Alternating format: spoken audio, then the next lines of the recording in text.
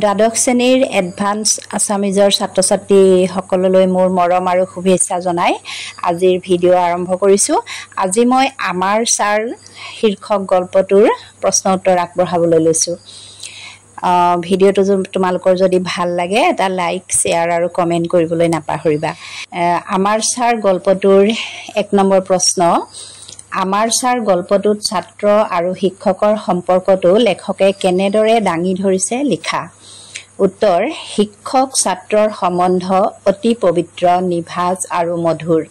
আমাৰ ছাৰ গল্পটোত লেখকে হাঁহি ধেমালি খং ৰাগ আদিৰ মাজত নিহিত থকা ছাত্ৰ শিক্ষকৰ মধুৰ সম্পৰ্কটো অতি সুন্দৰকৈ প্ৰকাশ কৰিছে।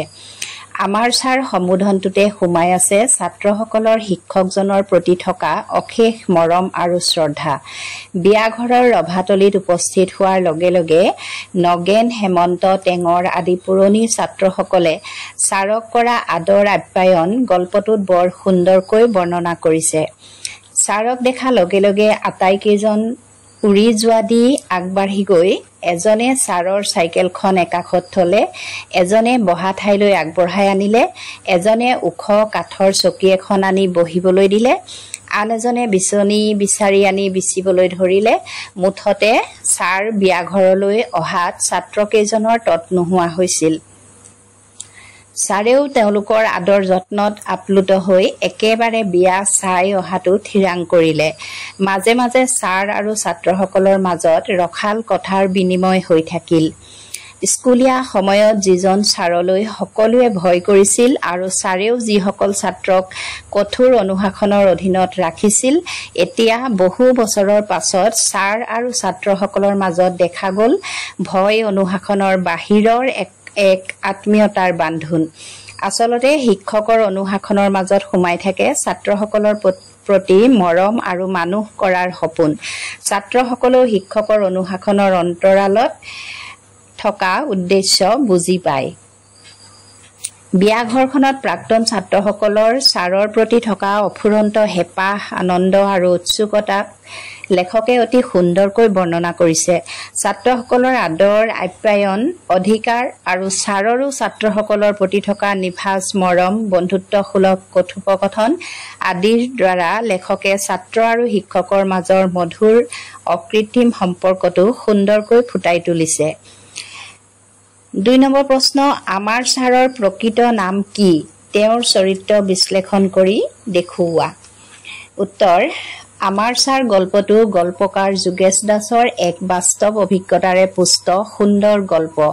গল্পটোত শিক্ষক ছাত্ৰৰ মধুৰ সম্পৰ্কক নিখুঁতকৈ বৰ্ণনা কৰিছে। আমাৰ ছাৰৰ প্ৰকৃত নাম ধৰণীধৰ বৰুৱা, এগৰাকী অৱসৰপ্ৰাপ্ত শিক্ষক। আমাৰ ছাৰ অৰ্থাৎ ধৰণীধৰ বৰুৱাৰ কেইবাটাও চাৰিত্ৰিক বৈশিষ্ট্য গল্পটোত প্ৰকাশ পাইছে। তেখেত এগৰাকী নিয়মানুৱৰ্তী, সৎ, উদাৰ, দয়াশীল আৰু অতি সহজ জীৱন যাপন কৰা লোক। শিক্ষক অৱস্থাত তেখেত আছিল অতি কঠোৰ অনুশাসনশীল ব্যক্তি।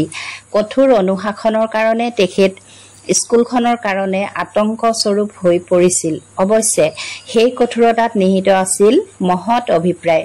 তেখেতে ছাত্ৰসকলক মানুহ কৰাৰ উদ্দেশ্যেই তেনে কঠোৰ নীতি নিয়ম আৰোপ কৰিছিল।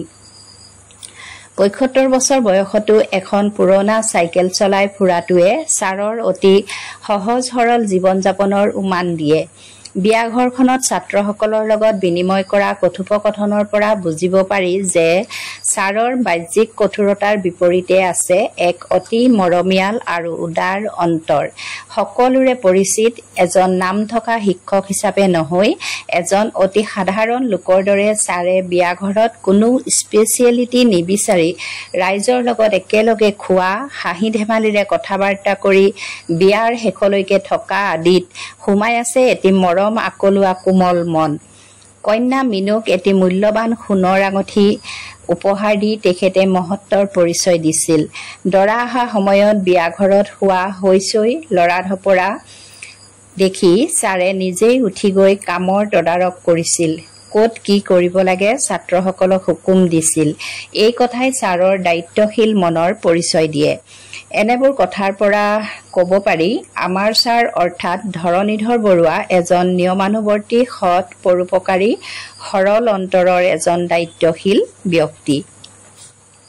ছাত্ৰ ছাত্ৰীসকল মই কেইটামান আৰু অতিৰিক্ত প্ৰশ্ন ইয়াত সন্নিবিষ্ট কৰিছো তাৰে 1 নম্বৰটো আমাৰ ছাৰৰ প্ৰকৃত নাম কি ছাত্ৰ সমাজত তেওঁ সাৰ্বজনীন ছাৰ হৈ উঠাৰ কাৰণসমূহ কি গল্পটিৰ আধাৰত লিখা উত্তৰ আমাৰ ছাৰৰ প্ৰকৃত নাম ধৰণীধৰ বৰুৱা সাৰ্বজনীন শব্দটোৰ অৰ্থ হৈছে সকলোৰে বাবে বা সকলোৰে হিতকাৰী আমাৰ ছাৰ অৰ্থাৎ ধৰণীধৰ বৰুৱাৰ ক্ষেত্ৰত সাৰ্বজনীন ছাৰ শব্দটো এই কাৰণেই প্ৰয়োগ কৰা হৈছে যে তেখেতে বহুতো ছাত্ৰক পঢ়াইছিল আৰু বহুতো ছাত্ৰৰ বাবে তেখেত ছাৰ ধৰণীধৰ বৰুৱাই ডেকা কালতেই শিক্ষকতাৰ জীৱন আৰম্ভ কৰি অৱসৰৰ সময়লৈকে সেই অঞ্চলটোৰ অনেক ছাত্ৰক শিক্ষাদান কৰিছে প্ৰাক্তন ছাত্ৰ পদ্মেশ্বৰৰ জীয়েকৰ বিয়া খাবলৈ অহা ৭৫ বছৰীয়া ছাৰে পদ্মেশ্বৰ হতৰ আগৰ আৰু পিছৰ কিমানটা বেচ্চক পঢ়ালে তাৰ হিচাপ নাই গতিকে সামে সামে অহা যোৱা প্ৰতিটো বেচ্চৰ ছাত্ৰসকলৰ বাবে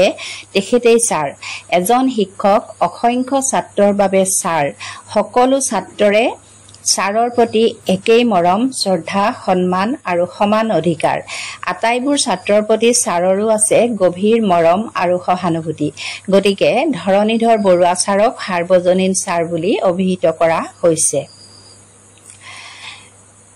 পিছৰ প্ৰশ্নটো মানুহ বা শিক্ষক হিচাপে ছাৰক আমি কোনেও বেয়া পোৱা নাছিলো গল্পকাৰৰ এই উক্তিৰ যথাৰ্থতা বিচাৰ কৰা উত্তৰ মানুহ বা শিক্ষক হিচাপে ছাৰক আমি কোনেও বেয়া পোৱা নাছিলো গল্পকাৰৰ এই উক্তিটোৰ সম্পূৰ্ণ যথাৰ্থতা আছে শিক্ষক হিচাপে ধৰণীধৰ বৰুৱা বহুত কাঢ়া শিক্ষক বুলি সকলোৱে জানে শিক্ষাৰ ক্ষেত্ৰত তেখেত কঠোৰ আছিল সঁচা নিয়ম বহিৰ্ভূত কোনো কাম কৰিলেই ছাত্ৰসকলক কঠোৰ শাস্তি বিহিছিল কিন্তু ছাৰৰ সেই বাহ্যিক কঠোৰতাৰ বিপৰীতে আছিল এখন অতি কোমল আৰু পৰোপকাৰী অন্তৰ কোনো ছাত্ৰই পঢ়িব নোৱাৰিলে তেখেতে গালি পাৰিছিল বা কাণ চেপা দিছিল যদিও মৰম আৰু সহানুভূতিৰে বাৰে বাৰে বুজাই দিবলৈও চেষ্টা কৰিছিল এই ক্ষেত্ৰত তেখেতে কেতিয়াও বেয়া নাপাইছিল বা ভাগৰ অনুভৱ নকৰিছিল আনকি প্ৰত্যেক দেওবাৰে ছাৰে ছাত্ৰসকলক নিজৰ ঘৰলৈ মাতি নি অংক আৰু ইংৰাজী শিকাইছিল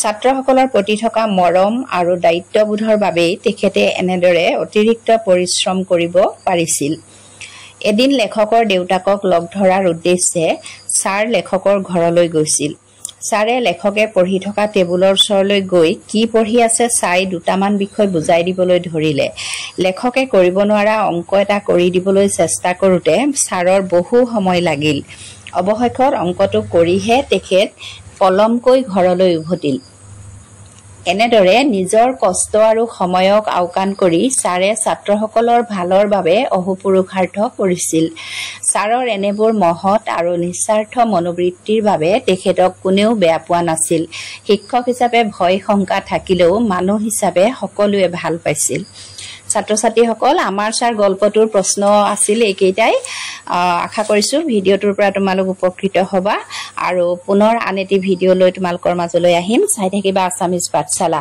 আজি ভিডিঅ' সামৰিছো ধন্যবাদ